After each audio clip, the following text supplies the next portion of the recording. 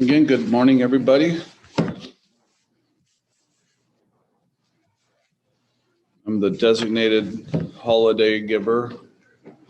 I have to let Brother Armando know that Valentine's Day is not really part of the deal. It's mainly Thanksgiving, Christmas, Easter. Those are the ones that are more applicable. I'm not really a fan of Valentine's Day. I think it's a made-up holiday. We could do something cheesy and go on the love thing, I guess, but that would be in support of Valentine's Day, so I'm rejecting that. But I usually like to go with topics of things that are going on in my life or things that are, relevant to the day or something to that effect.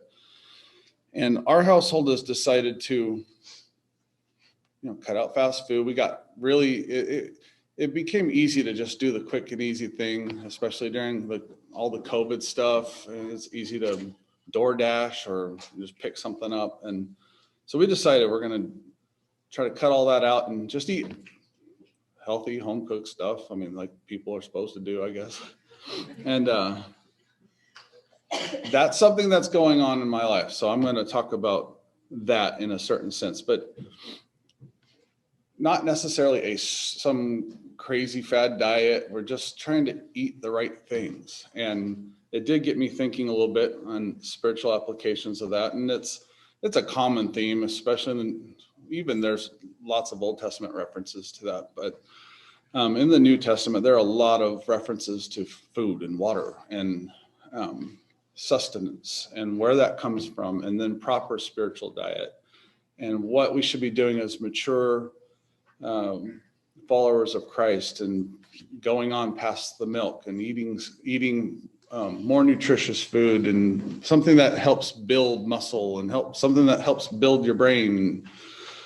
Those things are all, it's a common theme. It's not like it's a little topic. It's a big topic in the New Testament. So thinking about eating healthy, water is key. Without water, water is life. Without water, there's no life. And we'll get to that. I'm going to talk about water a lot, but to maintain a diet it's not just, you can't just do a fad diet for 2 weeks for one. That's not something that works. It's pretty much proven that you have to be disciplined and you have to maintain a consistent, healthy diet. And there might be some things that, once in a while you can eat something that's not nutritious. It feels good. It's good to eat something that's just indulging and sweet. But I think there's a limit to that and to how bad of food you should eat or what you put in your body. There's some things that are just plain toxic. If we consume something that's toxic, a poison, for example, you can't be sustained through that. I mean, that can lead to death. And so we take the whole concept of what we consume. That's something that we should keep before us. It requires discipline. It requires consistency. And if I'm just taking a diet and I'm hot on this diet for a month, I might be in good shape for a month, but next month I'll get right back out of shape and probably in worse shape than before I started. I mean, these are just natural nutrition ideas. And so that's the initial point I want to make, is just discipline, consistency, and longevity. We can't do this for a little bit. This is a long haul. And so our spiritual nutrition needs to be constant. It needs to be healthy. It needs to be pretty much only healthy. We need to avoid things that will cause us to slip from our diet. We need to avoid things that will be toxic to our bodies. There's things that we're allergic to. There's things that might cause a really unnatural reaction in our bodies. And maybe there are things that aren't bad for other people, but they could be bad for us. And so we need to know what to avoid as far as nutrition is concerned. So I told Jamie I'd work this in because she was laughing about it, but walked into 7-Eleven this morning to get my energy drink, which is probably on the not healthy side. And walking past the chocolate donuts that I typically grab, after this week, I decided that's not something I should be grabbing. There are temptations, and it's a silly example, but there are temptations nutrition wise. If we're trying to eat a naturally healthy diet, I have a problem with Mexican food. I think in general, Mexican food, you can eat it and still be healthy, but when you eat it every meal, which is what I'm likely to do if I'm, not checking myself, that can also lead to, unhealthy diet. So avoid temptations. There are things that we just shouldn't be consuming, plain and simple. If we want to have a spiritually healthy diet, there are some things we shouldn't be consuming. And those things are all around us. And those things, it's a slippery slope. When you try to cut out fast food, if you have it once, it's not healthy. But the bigger problem is it leads to more consumption of fast food because it's quick, it's easy, it's in front of you. It's the thing it's the easier approach, as opposed to going home and cooking a meal. You just drive through Del Taco and there you have it. And so keep all those things in mind. We need to avoid those weaknesses. We need to maintain a consistent consistent diet with longevity in mind. But first things first, the most important thing in our body is water. Without water, there is no life. Our body's made up majority of water. Let's turn to John 4. These are not new verses, not some novel thought that popped in my head that I felt like I needed to share, but it's good to keep the mindset of relying on the sustenance that is in Christ. John 4, chapter 7. I got to stop talking. I can't multitask.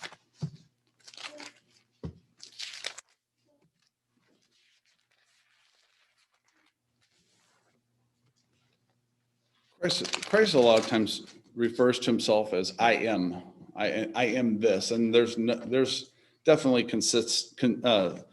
substance in the words I am. I mean, we know that is. I mean, that's what God's name is. He is the great I am, and Christ says I am a lot of times, and then he talks about what he is, and a lot of those things are food. He is the water. He is the bread.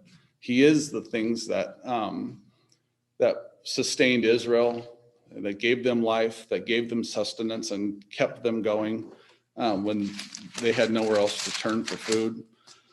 I'm struggling just finding my chapter here. This is the woman at the well. We're all familiar with the story. There's a couple thoughts I wanted to bring out. Christ had been on a long journey and he stopped near Jacob's well. And verse 7 says, a woman of Samaria came to draw water. Jesus said to her, give me a drink, for his disciples had gone away into the city to buy food. Then the woman of Samaria said to him, how is it that you, being a Jew, ask for a drink from me, a Samaritan woman? For Jews have no dealings with Samaritans. We know that Christ was going to use this opportunity to witness and to share about him and the life that comes through him only. And I wanted to point out that she was a little bit baffled by the fact that he talked to her because of who they were socially and the differences that society said that should keep them from conversing and keep them from having any kind of communication. And Christ didn't care about that. The first point I want to make is when we are sharing this life, when we're sharing this water and wanting to provoke a reason to witness, there should be no bounds. We shouldn't consider the person who it is and what you have in common, or because there's a common bond that all of us have. And outside of this church, we may not have that same bond. We may not all be the same. But in this church, in Christ, the common bond is Christ. And when we go to share Christ, there is no Jew, there is no Gentile, there is no Samaritan. We need to have a mindset of spread the word and not consider whether or not this person is what we deem fit, or if they're like us or they're not like us. We need to spread the word. Verse 10 says, Jesus answered and said to her, if you knew the gift of God and who it is who says to you, give me a drink, you would have asked him and he would have given you living water. The woman said to him, sir, you have nothing to draw with, and the well is deep. Where then do you get that living water? Are you greater than our father Jacob, who gave us this well and drank from it himself, as well as his sons and his livestock? And Another thing I want to point out about this, I mean, this well was given to him by Jacob. This is the son of the father of the faithful, actually the grandson, but this is a person with pedigree, to say the least. This is a person who is of substantial lineage, we'll say.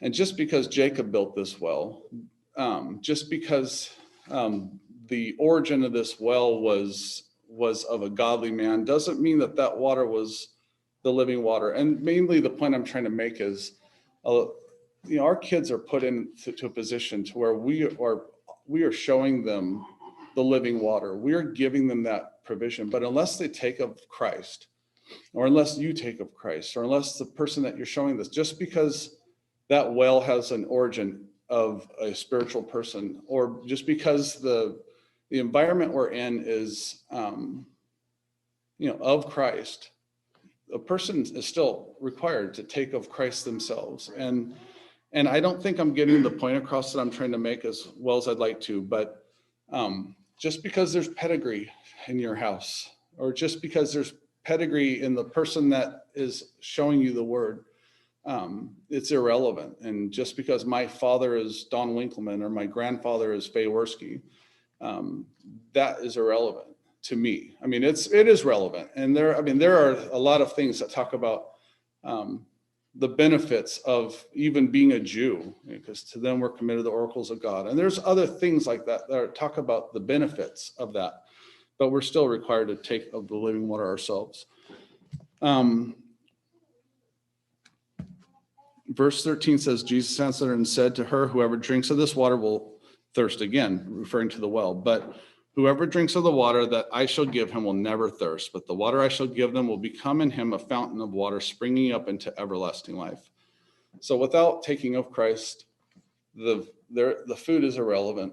We need to take of Christ. We need to take of that living water to have that everlasting life. And it says, we'll never thirst again.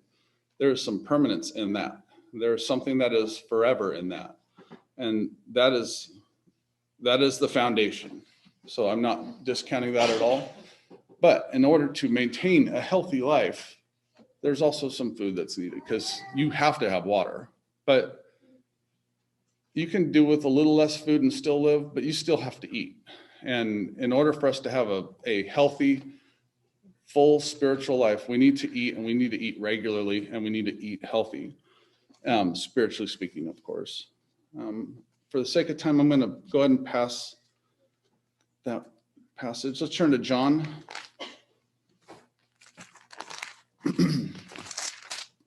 Chapter 6.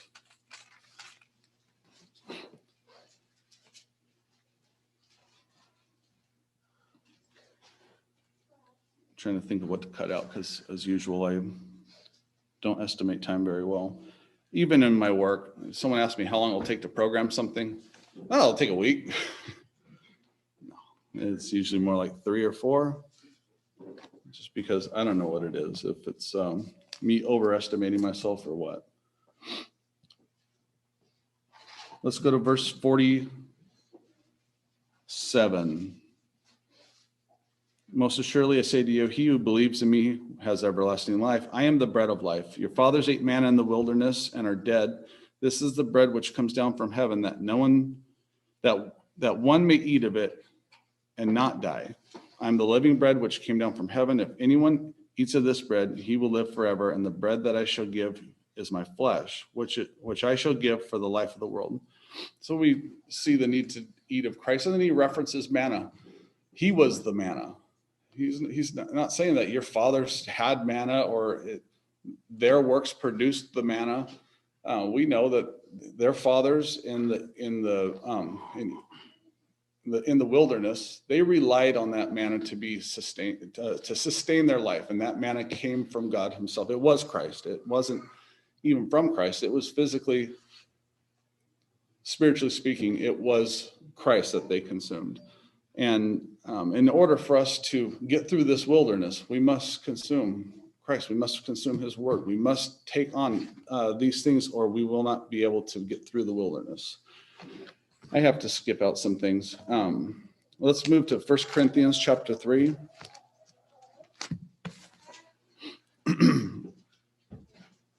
Now, in regard to our spiritual walk and consuming even more nutritious diet, babies, we know they consume milk. That's all they can handle. If they try to eat big food, it would probably choke them. They don't even have teeth. So we understand the application here. But then Paul says in chapter 3, verse 1, and I, brethren, could not speak to you as to spiritual people, but as to carnal, as to babes in Christ. I fed you with milk and not with solid food. Excuse me. He's referring to people who should be more mature in their walk, as not just as immature. He's referring to them as carnal. So if we don't progress our diet to something that maintains an adult's body, if we're not eating, Allie's not here, so I'm not going to make fun of the vegetarian diet, but if we're not eating meat, I'm just going to say it. If we're not eating meat, if we're not taking on more substance, Paul's referring to it as carnality, the fact that he couldn't teach them the more substantial things.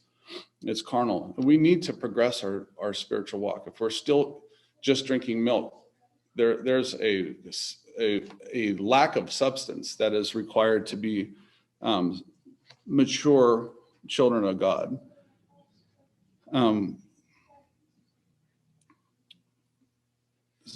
I fed you with milk and not with solid food, for until now you were not able to receive it, and until now you are still not able, for you are still carnal. For whether there are envy, strife, and divisions among you, are you not carnal and behaving like mere men?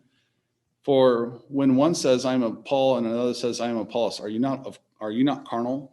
So our lack of spiritual growth produces carnality. And then it talks about envy and strife and divisions. So if we aren't progressing as a church, that will also lend to a more negative fruit or a lack of fruit that causes these sinful carnalities. However, the opposite is true. If we are taking on Christ, we are consuming the milk, the bread, and even the meat, the more substantial things. If we're not doing that, it already talked about the carnality, but if we are doing that, that is going to produce a strong Christian walk, something that we need to be mindful of every day. We need to keep that consistency. And then it says, who then is Paul, who is Apollos, but ministers through whom you believe, as Lord gave to each one. I planted, Apollos watered, but God gave the increase. And since I'm out of time, I'm just going to say my points without reading them. It talks about planting, talks about watering, and then it talks about God giving the increase. God was the manna, Christ was the manna. But it still requires laborers in the field, still requires us to tend to his field, still requires us to do planting and for us to do watering. And where does seed come from to plant? It comes from fruit. That's where seed comes from. It comes from fruit. So if we're not producing fruit, there aren't seeds to plant.